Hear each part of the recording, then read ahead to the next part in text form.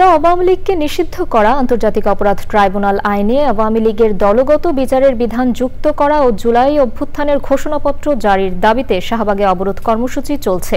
শাকির আদনানের রিপোর্ট।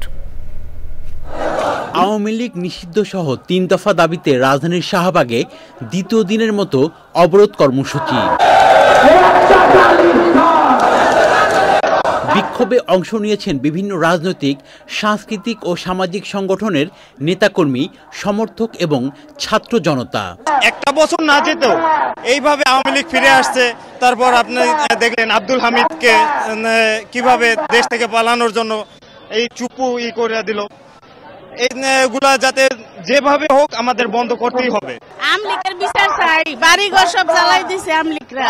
আন্দোলনকারীরা বলছেন আওয়ামী লীগ নিষিদ্ধ না হওয়া পর্যন্ত তারা রাজপথ ছাড়বেন না।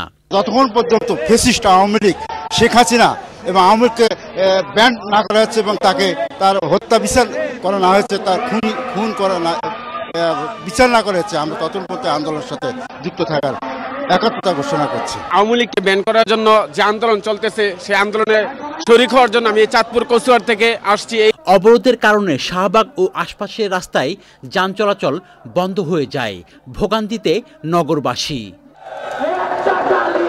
Shakir Adnan, channel I, Dhaka. Bundle থাকলে প্রতি সেনমানিতে টাকা বাঁচবে। বিকাশ সেনমানি বান্ডেল কিনে জিতুন প্রতি লেনদেনে।